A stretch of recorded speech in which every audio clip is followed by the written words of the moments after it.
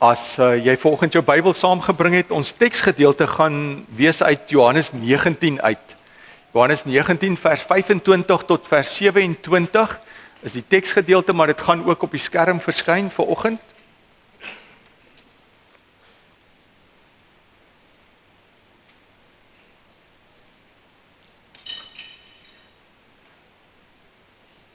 Dis waar Jesus nou aan die kruis hang. En dan spreek hy hierdie volgende woorde. By die kruis van Jesus het ook nog sy moeder en sy moeder se suster en Maria die vrou van Klopas en Maria Magdalena gestaan. Toe Jesus sy moeder sien en toe Jesus sy moeder sien en die disipel vir wie hy baie lief was. Dis nou Johannes, né?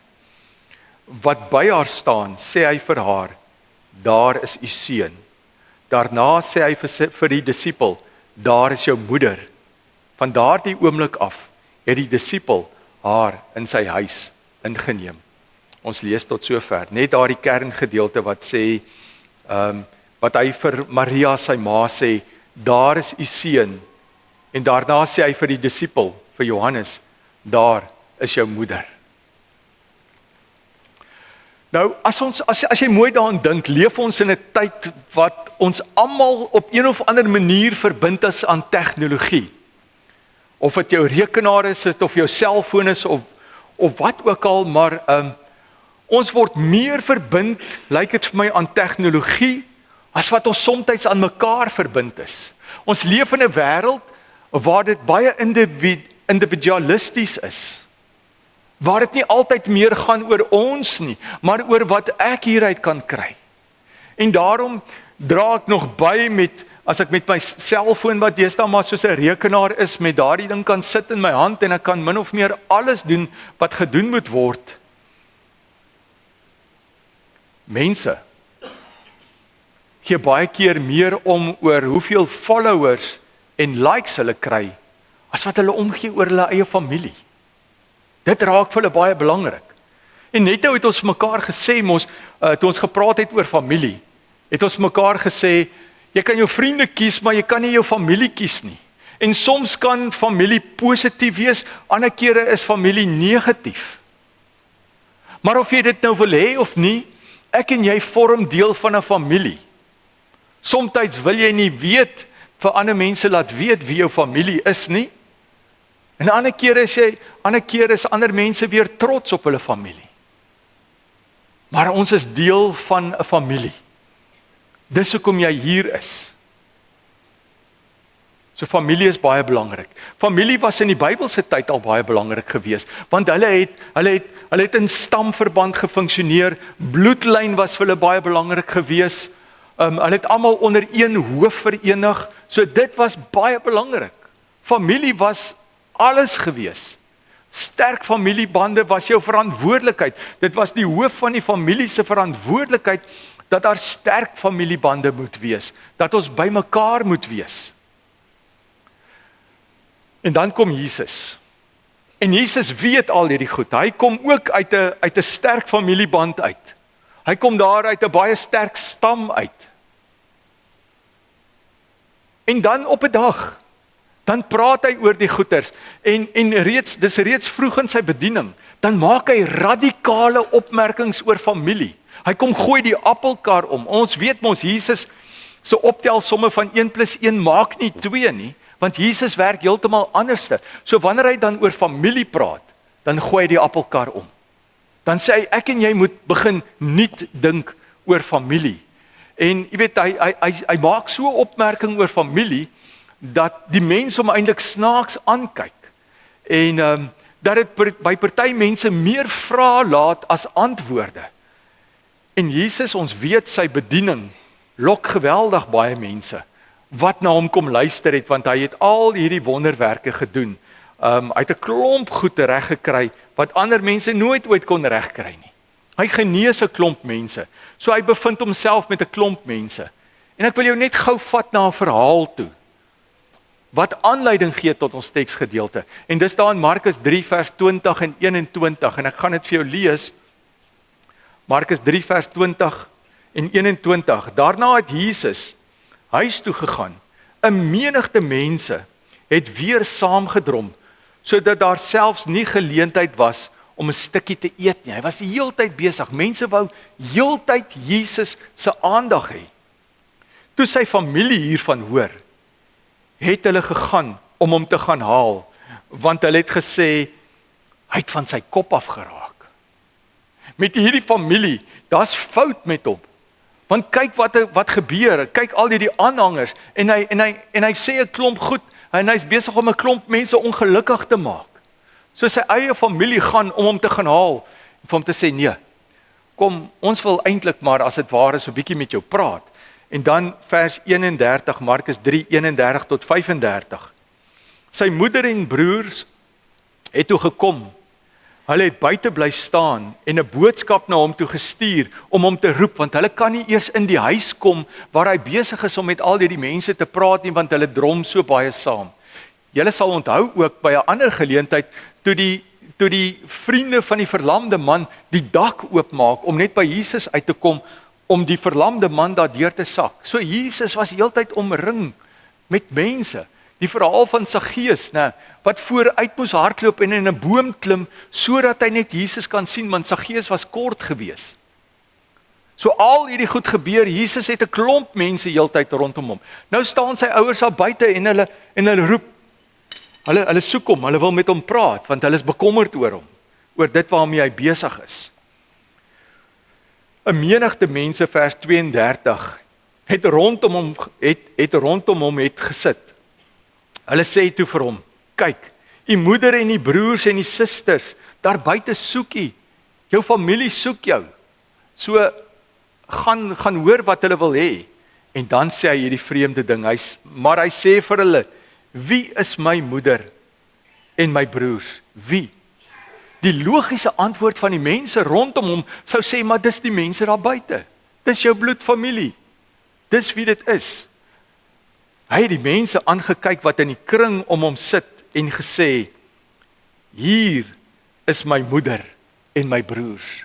Hy sê eintlik vir hulle, julle is my moeder en my broers. Julle is my familie.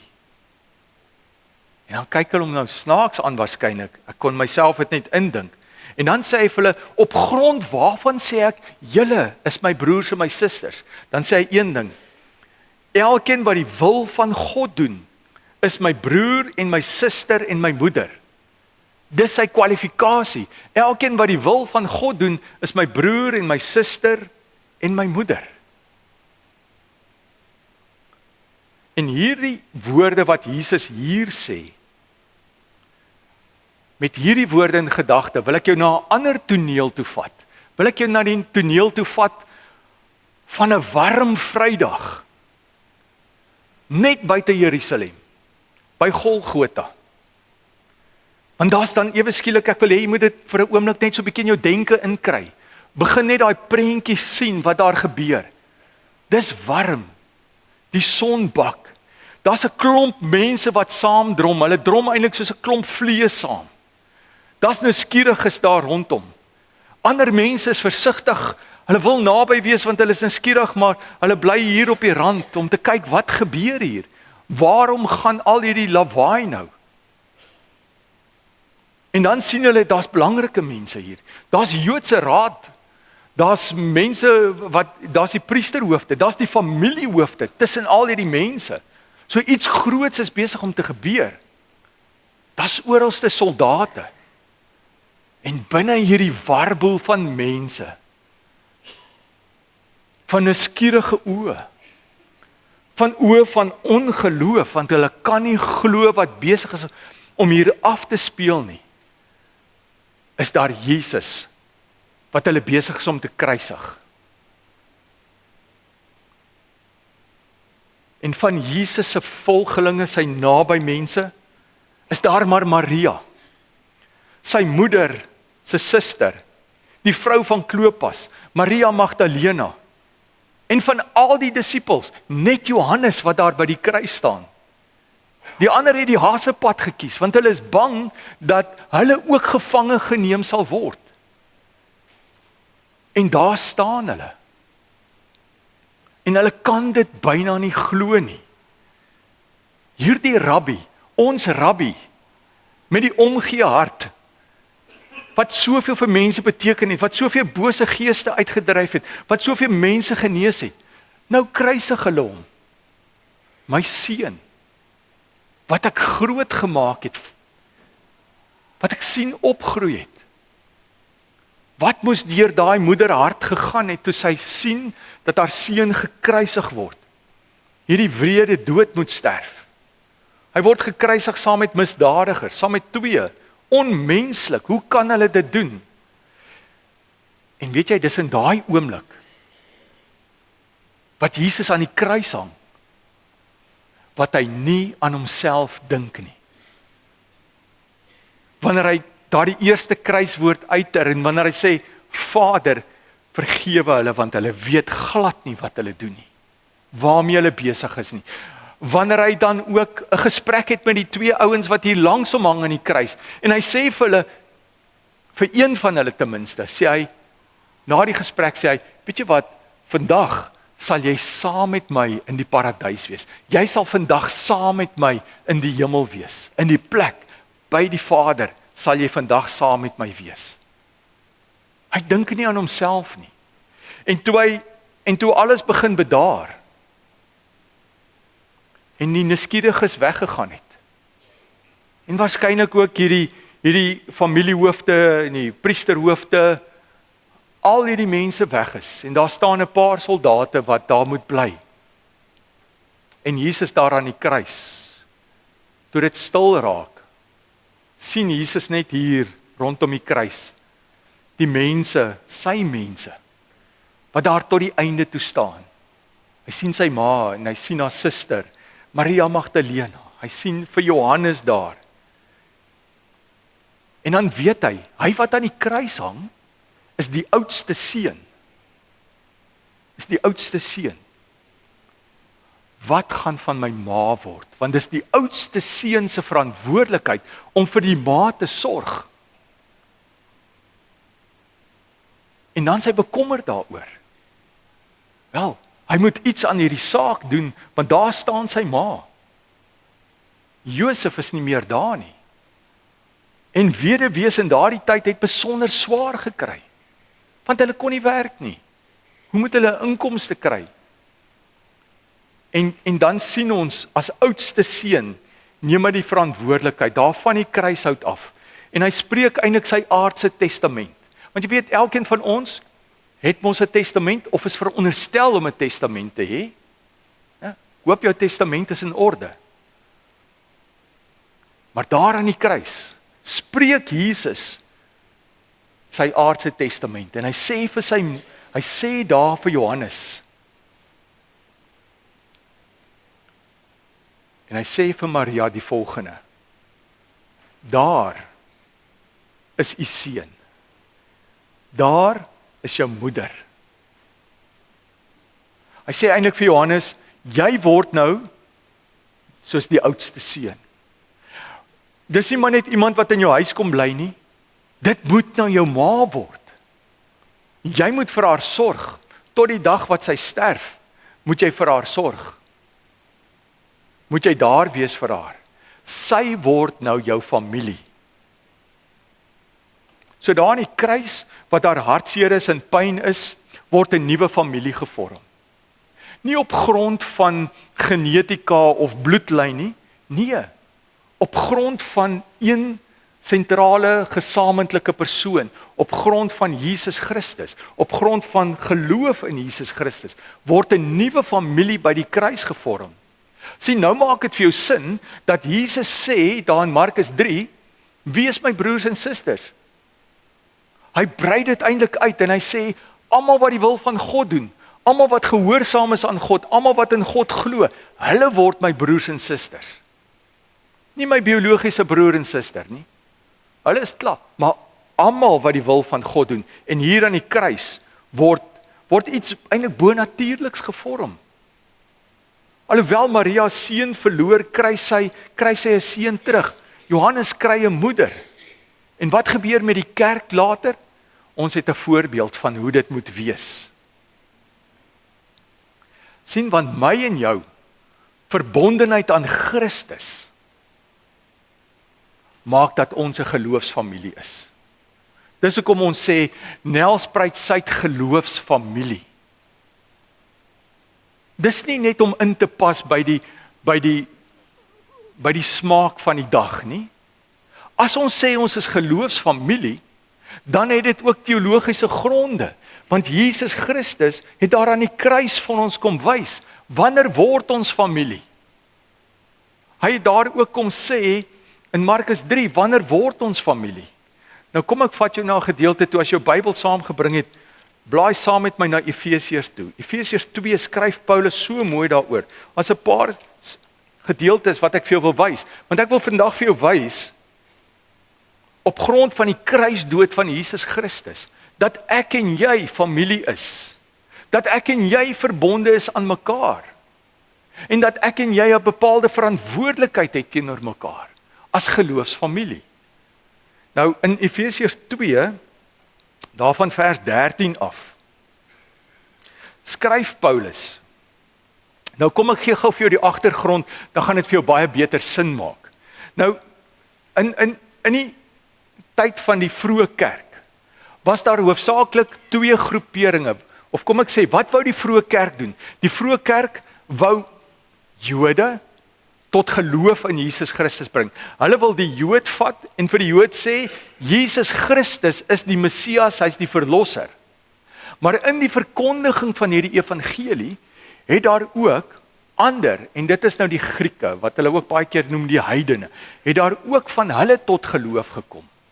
En dan was die Jode wat tot geloof gekom het nou snaaks, en hulle het byvoorbeeld vir hierdie heidene gesê, hulle het gedink hulle is beter as die heidene. Hulle sê byvoorbeeld vir die heidene, ja, maar julle moet ook nou besny word, julle moet ook aan al die ander wette en goeders voldoen, en dan praat Paulus met hulle. En dan vertel hy vir hulle hoe dit werk. En dan kom sê hy die volgende vir hulle, hy sê, maar nou, want hy praat hier met 'n Jode, wat gelowig geword het, en hy praat met die heidene, die Grieke, wat eintlik, of wie ook al, wat gelowig geword het, wat nie Jood is nie. Hy sê, maar nou is julle een met Christus Jesus, een met hom. Deurdat julle in hom glo, word julle een met hom. Julle wat vroeër ver van God geleef het, almal van julle, het nou naby gekom. Hoe? Deur die bloed van Christus. Want die bloed van Christus versoen ons met God. Christus is ons vrede. Hy wat die twee, en hier sê hy dit, hy wat die twee, Jood en nie Jood, een gemaak het. Deur sy liggaam te gee, het hy die vyandskap afgebreek wat vroeër soos 'n muurskeiding gemaak het. So hy sê dit. En weet, mens kan nou verder gaan lees en hy sê dit baie mooi, maar eintlik wat hy vir ons sê vandag. Hy sê vir jou, maak nie saak wie jy is nie. Hy sê vir jou, maak nie saak vandag wat my en jou agtergrond is nie. Hier is van julle wat uit moeilike omstandighede kom. Hier is van julle wat uit baie bevoorregte huise kom. Hier is baie van julle wat nie so goeie verlede het nie. En baie wat 'n goeie verlede het. Baie wat min foute gemaak het.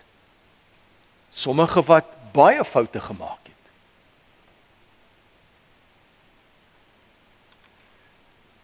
Maar nou kom sê die woord vir ons vandag, hier waar ons hierso sit, waar jy gekies het om hier te kom aanbid, kom sê hy vir jou, kom ons vra die vraag, in wie glo jy, wie is jou verlosser? En as jy antwoord vanoggend, Jesus Christus is my verlosser, hy is my Messias, hy is die koning van my lewe. Wat het dan gebeur met jou? Hy sê vir jou, wedergeboorte het plaasgevind. So hy sê vir jou, jy is nuut gebore. Jy is verander sodat jy binne die nuwe familie kan inpas. Jy is nou vanuit God gebore. Dis hoekom jy God se familie word. So elkeen van ons wat hier is, wat glo in Jesus Christus, wat ons lewe oorgegee het, is weergebore. Maar weergebore beteken nou vanuit God gebore. So hy sê, maak nie saak wat jou agtergrond is nie. Maak nie saak wie en wat jy is, wat se aardse familie jy kom nie. deur die kruis van Jesus. Hy sê, hier is ons klomp verskillendes, maar die kruis van Jesus bind ons saam tot een nuwe mensheid. Die kruis van Jesus bind my en jou saam tot een familie. Want ons is weergebore, ons is vanuit God gebore. Hy word ons Vader. Soos wat ons net nou gesing het, Abba Vader, word hy dit. Nou as ek jou vat na Galasiërs 3 toe, wanneer Paulus ook daaroor skryf. Galasiërs 3 vers 28, sê hy, maak nie saak of iemand Jood of Griek is, slaaf of vry, man of vrou is nie. So maak nie saak wat jou agtergrond is nie, né? Hy sê, in Christus Jesus, is julle almal een. En dit is wat met Nelspruit Suid gebeur. In Christus is ons almal een Vader, en as julle aan Christus behoort, is julle nakomelinge van Abraham en erfgename van die belofte van God. Nou as hy daaroor skryf in Romeine 8 vers 14, dan skryf hy net daar, almal wat hulle deur die Gees van God laat lei. Laat jou dink aan wat Jesus gesê daar in Markus 3, almal wat die wil van die Vader doen, is my broers en my susters. Almal wat hulle deur die Gees laat lei, is kinders van God. Ons is mos nou, na die kruisiging, na die uitstorting van die Heilige Gees, so as jy jou deur die Heilige Gees laat lei, is jy 'n kind van God, dan is jy deel van die familie van God. So, en dan sê hy, verder, die Gees wat aan julle gegee is, maak julle nie tot slawe nie, en laat julle nie weer in vrees lewe nie. Nee, julle het die Gees ontvang, wat julle tot kinders van God maak, en wat ons tot God laat roep, Abba, dit beteken Vader. Hierdie Gees getuig saam met ons gees, dat ons kinders van God is. Net daardie 3 gedeeltes kom bevestig dit wat Jesus gesê het in Markus, dit wat hy kom sê het aan die voet van die kruis. Daar is jou ma, daar is u seun, daar is jou moeder. Deur die kruis van Jesus het ons familie geword. Is ons saamgebind in geloof in Jesus Christus. En daarom, wat 'n verskil, dis die vraag wat ons moet vra, maar wat 'n verskil moet dit aan ons geloofsfamilie maak? Dis hoekom ons vir mekaar moet bid. Dis hoekom ons 'n knieaksie het. Dis hoekom ons soms vra en goed uitstuur en sê bid hiervoor. Dis hoekom ons hierdie maand byvoorbeeld bid vir ouers en gesinne, vir leiding. So dis nie maar net om die program vol te maak nie, dis ter wille van die familie. Ons wil die familie versterk. So daarom bid ons en ons bid vir mekaar. Daarom moet ons as familie mekaar bemoedig. Daarom moet ons omgee vir mekaar. Mekaar ook kan teregwys in liefde. Mekaar ook kan vergewe. Dis wat Kolossense 3 vir ons alles vertel. Want hy sê, en dis die mooi daarvan, in hierdie familie, in Nelspruit Suid geloofsfamilie, het hy ons toegerus met al die gawes van die Gees wat daar is. Al die gawes van die Gees is hier teenwoordig. My vraag as herder vanoggend is net, gebruik jy die gawes wat die Here vir jou gegee het binne in jou geloofsfamilie? Gebruik jy dit? Hoe diensbaar is jy binne die geloofsfamilie? Hoe diensbaar is jy binne die koninkryk van God met jou gawes? Wanneer jy iemand moet bemoedig, moenie sê, dis nie vir my nie. Vertrou die Heilige Gees om jou te kan krag gee, om te kan bemoedig, om vir jou woorde van wysheid te gee. As jy vir iemand moet bid, dan bid jy vir iemand. En dis hoe ons mekaar versterk. As jy sien iemand is besig om te fouteer op die verkeerde pad, praat met daai persoon in liefde. En kyk hoe jy kan help. Ons het gawes ontvang, nie vir jouself nie.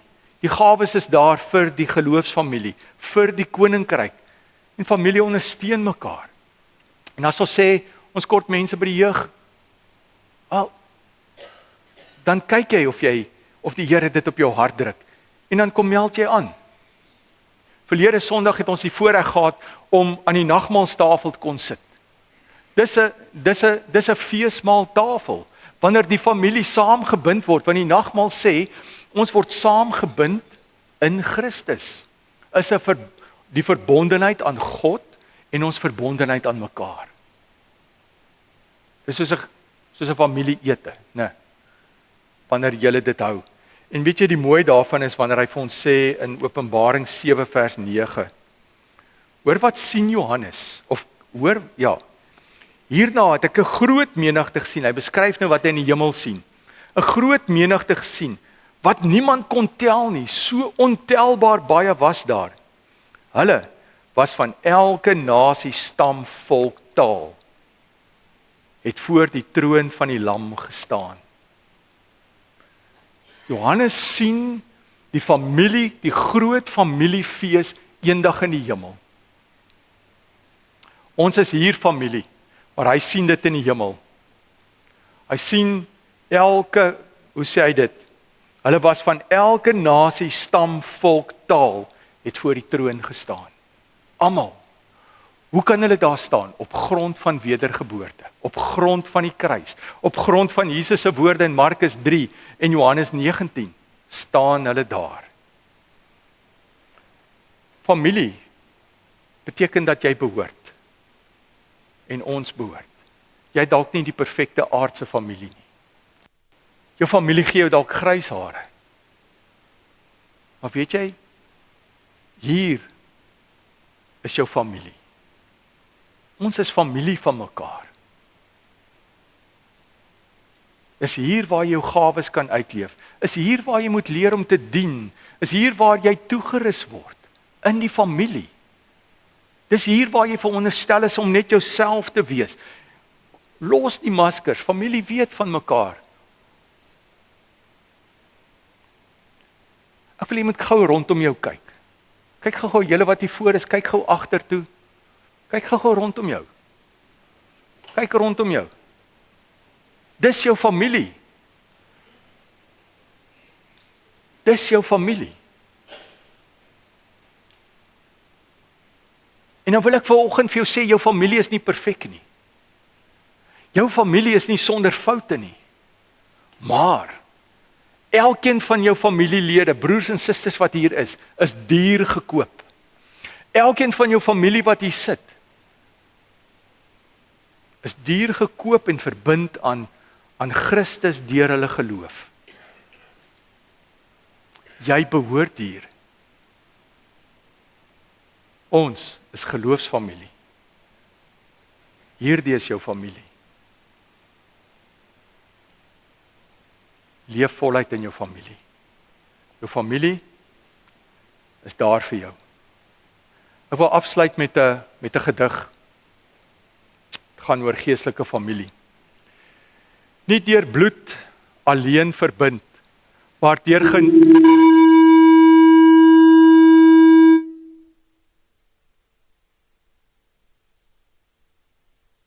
Kies daarvoor. Nie deur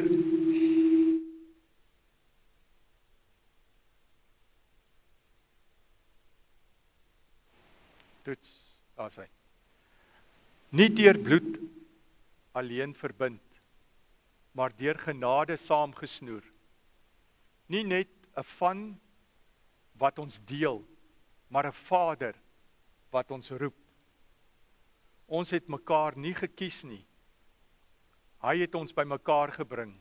Uit verskeie paaie en verhale het een gees 'n koor laat sing. Wanneer een val, dra ander. Wanneer een huil, bid almal saam. Ons tafel is wyer as mure. Ons erfenis dra Jesus se naam. En eendag saam voor die troon se lig sal ons hom prys van geslag tot gesig. Geestelike familie deur God self gebou, vir ewig verbind in hemelse trou. Ek weet nie of julle kon hoor nie. Goed, ek sal dit op die blad sit vir julle, dat julle dit kan lees. Kom ons word vir 'n paar oomblikke stil, dan sluit ons die oë. Vader, dankie dat U ons saambind as familie. Ons kom bid dat U asseblief ook ons sal help om altyd familie te wees. Deur U werking kan ons funksioneer. Deur U gawes kan ons 'n verskil maak. En daarom bid ek, Vader, kom lei ons tot U eer. Amen.